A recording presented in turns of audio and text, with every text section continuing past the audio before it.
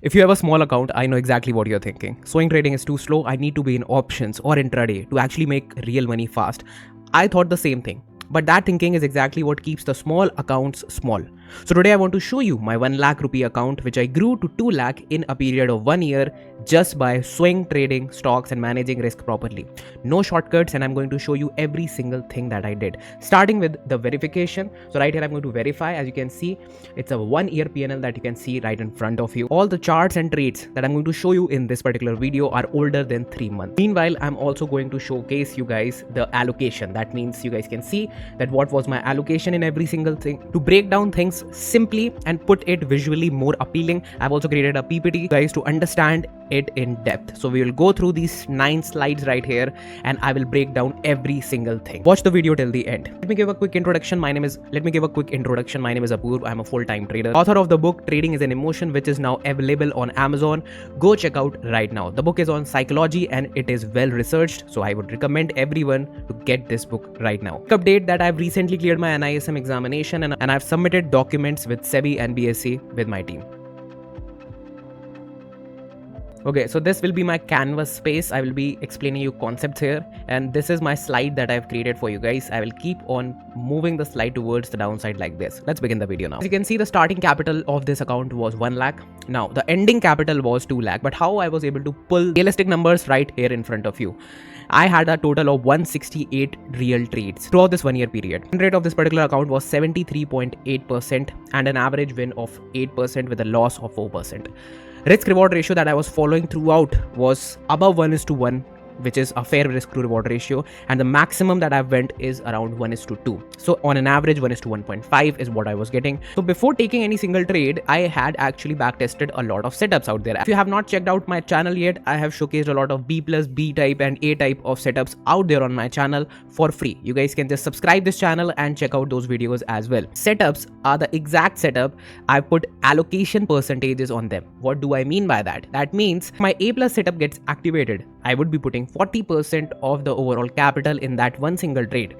If it is a A type of setup, I would be putting 30%, and if it would be a B+ setup, 20%, and a B type setup means 10%. Now, let's just explain all these type of setups. For example, a B type of setup contains a market structure plus candlestick pattern at a demand zone. What exactly I mean by that? For example, there is a demand zone like this. Markets are making higher high, higher lows in this manner, and this is a solid demand zone. And then the market created a solid inverted head and shoulder pattern with a solid engulfing candle right exactly at the demand zone. Now, I might not be having A+ A or B+ setups at this particular time, so I will enter this particular stock as well, keeping a risk below this area and going for 1:1 or 1:1.5. But I'm doing this with an allocation of only 10% on the account. That means I won't be applying any pressure to myself that this trade should outperform. I won't be going with all of the capital. I won't be going with even the 50% capital.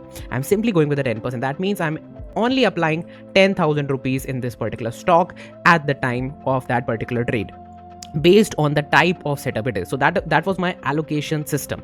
Similarly, for the B+ setup, if you see the market structure plus clean breakout of a chart pattern counter trend line. So now if there is also a counter trend line breakout right here, then I would be calling this breakout candle right here as my B+ type of setup, not seeing anything, just a simple time frame and everything like that. And so on, if I keep on adding more confluences and the setup is activated right in front of me, more the confluences, better the type of setup it would be. Similarly, for the A+ setup, I'm going for a 40% allocation. That means I am going in with above 30,000 and I won't be going above 40k in that particular stock. But if I feel that I can add more during the trade, then I might add some 5,000 or 10,000 more during the trade. That means once I am profitable in it, and then I will keep the risk according to the 40% allocation only. Now let's talk about the risk per trade, which is also a very important factor, and most of the people miss out on this beautiful concept. These are the amounts that I would be putting on those particular setups: 40,000, 30,000, 20 and 10,000 respectively. Let's go by 3%. So I am risking around 1.2k in this particular stock. Early, if I'm risking 3% here, that would be 900 rupees for this particular trade that I'm risking. And similarly, I'm risking 600 rupees and 300 rupees respectively here.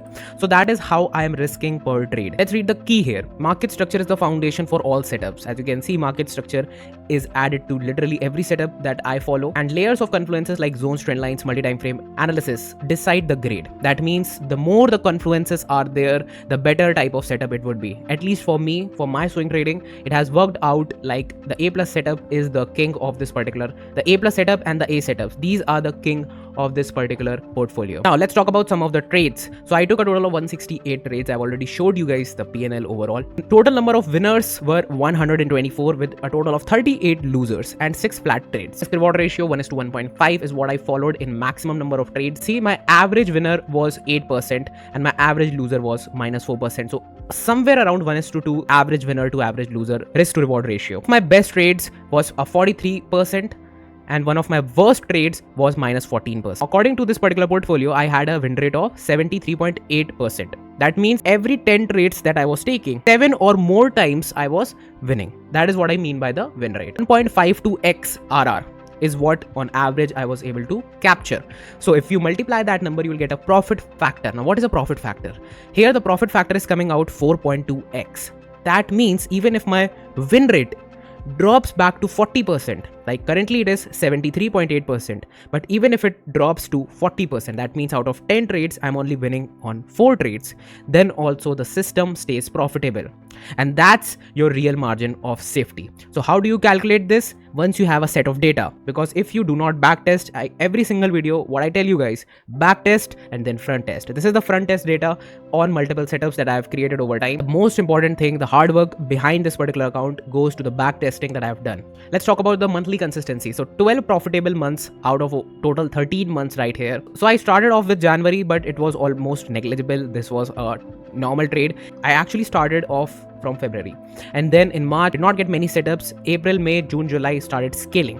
I'll tell you guys how I scaled in these months. My best month was 15,000 rupees on that 1 lakh rupee account. Then there was October, which definitely was a losing month for me, and then again I regained back.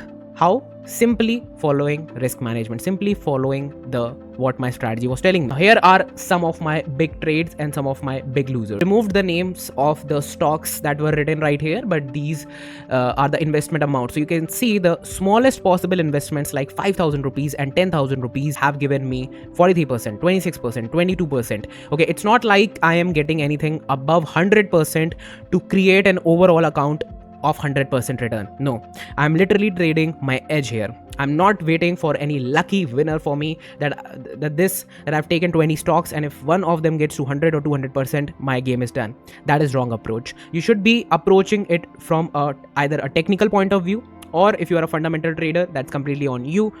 Fundamental point of view or a mix of that completely depends upon how you are approaching it. For me, it was a bit of fundamental at the start, and then I went through the technicals overall. The losers. The biggest loser that I had was -15%. Cut your losers fast, but hold your winner. Cut your losers fast, hold your winner. So if we do a comparison of this 5v5, I have won in every single aspect. Even my 5th winner right here, you can see it got 20% return, and my 5th loser here, -11% return. The average winner is 8% versus your average loser is 4.4%. You only need to be right how many times? According to the probability, 35% times only, and you will be profitable. But I was 73.8% right in this whole scenario because I backtested my strategies. That was the overall edge. I kept on backtesting. Winning setups, patterns that produce the most profits. Let's come to this particular screen. So when you click on a monthly time frame, the chart looks different. And when you click the weekly, the chart looks different. And when you click on the daily, definitely there will be more candles. The charts will look differently. Now, daily time frame closing takes place every single day. Weekly time frame closing takes place 4 times a month. That means every Friday night it will be a weekly time frame closing. So I also have to figure out what's happening on the weekly time frame, and every month end there is a monthly time frame closing. Sometimes we also get a try closing. On try closing, I definitely put out a post here on my Telegram. Make sure you guys watch out this particular post. Along with that, I keep on posting some important points for traders, my video updates, my book updates, and every single thing that is important in terms of learning.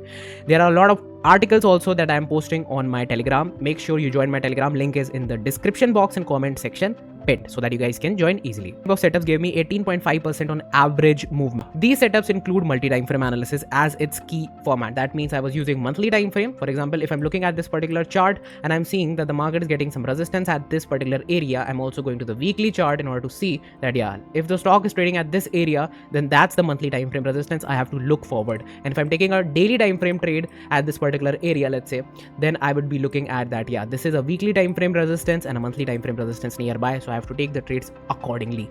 Now, if I'm not doing all this hassle, I won't be calling it a A+ setup and I will be calling it a type of setup. Definitely the average percentages decreases there in terms of my overall movement that I was capturing, and also the allocation, as I showed you in the starting of this video, decreases. Many setups like trendline breakouts, key confluence zones and higher confirmations, all these things only add up to the better type of setup, and it only makes sense because the better the setup is, the more you can allocate to that particular setup initially. We have a clean breakout of a chart pattern with market structure support, as I told you in the starting. That is a B+ type of setup, and a small simple candlestick at demand zone. Mostly when there is a large cap I'm talking about, this is what I would rather go for. I mostly go for the demand zones in the large caps and a good candlestick pattern there. Okay, but in the large caps, I rarely get any A+ or A type of setups. I mostly go with the B+ or B type of setups, and mid cap, small caps, maximum, or you guys can say all of the times I have got A+ or A type of setups. Let's talk about risk management, which is also a very key and important factor here. Now, I have a position sizer calculator here, A+ setup example. Let's say that the total capital is 1 lakh and the setup grade is A+. That means you're going to put 40%.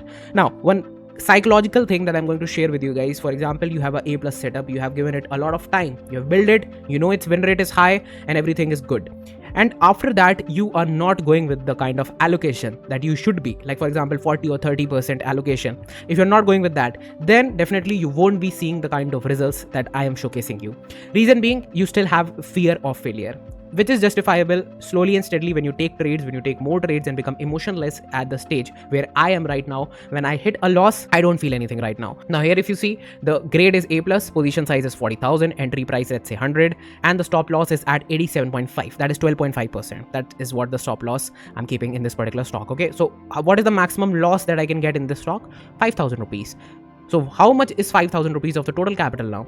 It is 5%. So people who ask me the question that if I have 1 lakh, so if I have 1 lakh capital, should I go with 1 lakh in one single stock? Never do that. Follow risk management like this, slowly and steadily. Work more on your edge, not on the capital that you are having right now. All these things comes into the scaling thing, which only happens when you have proved yourself that you are a profitable trader. First of all, you can grow a small account to a bigger account. If you can complete that thing, only then the next year you might be able to scale up to a better trader. Max 4 to 6 concurrent positions were there for me. Keeps capital concentrated in the best setups. Reason being, let's say I have a 40k position with me, okay, and then I have some B+ setups and A type of setups as well. So I have 30k invested, and then I have 20 and 10k, something like that. I still am left with 10,000 rupees. So overall, if you see, I'm going with 90k, but in a different format. Now I know the win rates of all these setups, that I can get this much out of this particular setup, this much out of this particular setups, and if I'm losing in a A+ setup, definitely then I am going to stop or slow my trading. There is a 10% loss limit. That means October, you guys can see I lost around 3,000 rupees only. Nifty was extremely weak, extremely sideways, as you all know, in that particular period of time. As the Nifty gets sideways, I instantly decrease my limit. Okay, this 10% monthly loss limit also, I'm also going to decrease that limit so that I'm not losing unnecessarily on trades. Hard lessons: what cost me money, and learn from my mistakes. Chasing late breakouts. Never chase the breakout. For example, if a stock has moved 5% above your entry point, now do not chase that breakout. If you're doing that, sooner or later you will end up losing money in long game. Currently, you might not be losing that particular amount, but sooner or later you will understand this thing. B grade setups have not worked that amazingly if you look at the picture overall. So I started taking less trades on the B type of setups as well. When the markets are extremely sideways, or when the markets are extremely bearish in nature, then do not chase the B type of setups. Only go with the A+ and A type of setups. That's what I have learned from my mistakes. Sometimes I follow, like in the A+ setups, I do not follow dynamic stop losses.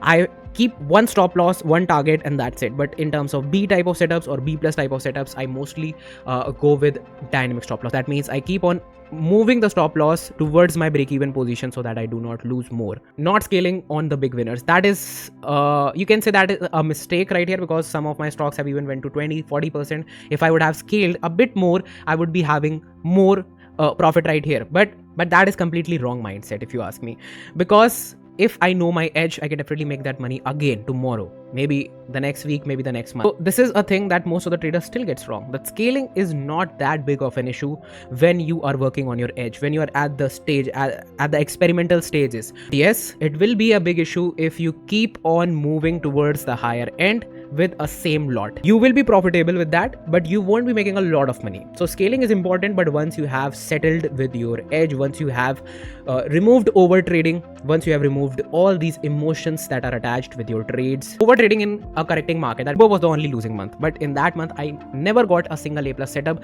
I got B type of setup. So if there is a confluence of bearishness in the markets, like the overall indices are red, overall news is also on the negative side, and you're not getting an A plus or an A type of setup, then reduce your size or go simply sit on the cash. That's the best thing that you can do. Skipping the weekly review. So I rarely skip the reviews, but the weekly reviews is what I mostly skipped throughout this particular session. I was also indulged into many more projects that I was doing at that time, so this was a thing that I completely skipped out. Later on, I definitely journaled every single trade. For example, there are 100 plus trades out there, and now you have to collect all that data in a single day or in a single week now, because you forgot to journal all that data. Now, right now, if you ask me, on my bigger accounts also, I'm journaling every single thing properly so that I do not repeat that mistake. Later on, you have to. If you are trading, you have to journal. Someday, you will be journaling, you will be writing something about it. Now, let's end this video with a banger. Key takeaways that I have written for you guys. 5 things that made this 1 lakh to 2 lakh possible. Video setups. There was structure, confluence, which was deciding the size by which I was going into a trade. A plus type of setups got more confluence, thus more allocation. And B type of setups, only on the candlestick basis or lesser confluences, I was going with smaller allocation. 2 to 3% max risk, and in some of the trades I also went with 4 to 5%, but that was only in the A plus setups, and that too my previous months getting green in color. So the more green months you are seeing, the more risk reward ratio you can increase, but only on the A plus setup. That is non-negotiable. And if you're not seeing that, 2 to 3% is the max risk per trade. 38 losing trades averaged just minus 4.4% because of a pre-calculated stops that I have set. The win rate was 73.8% with a risk reward ratio of 1.52x. That was the overall compounding engine. As you can see, bigger wins than losses, holding winners for a bit more. I'm not that type of a guy who is holding the winners forever. I'm holding the winners for a bit more. Okay, that is a big difference.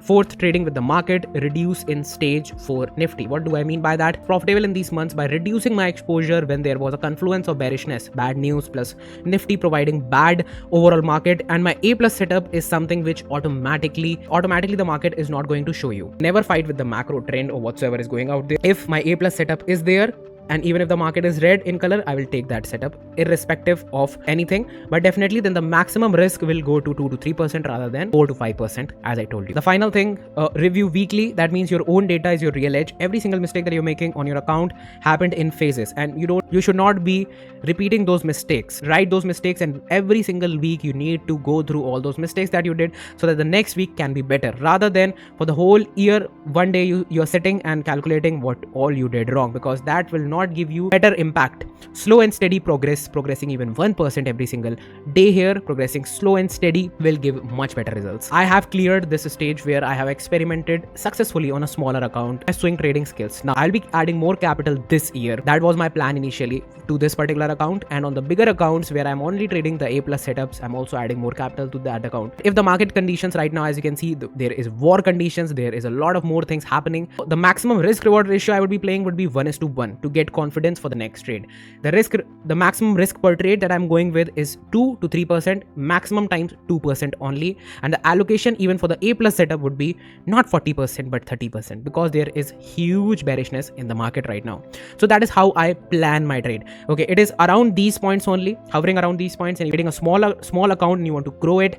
These are the really important points that you need to mark. And not to forget that if this is not working, that is your mindset, that is your psychology, nothing will work. No strategy will work out, because your own self, like your own hands, can literally click a buy button, sell button, because that's easy. So how to control yourself, how to fight you versus you, go for this particular book, Trading is an Emotion, available on Amazon. I will share the link in the description box. I will share the link in the comment section along with my Telegram link. Go check out this book. Maybe order it right now. I will give you a signed copy myself. See you in the next video, and I hope that I was able to put forward all the facts right in front of you. Subscribe this channel for more content and like this video.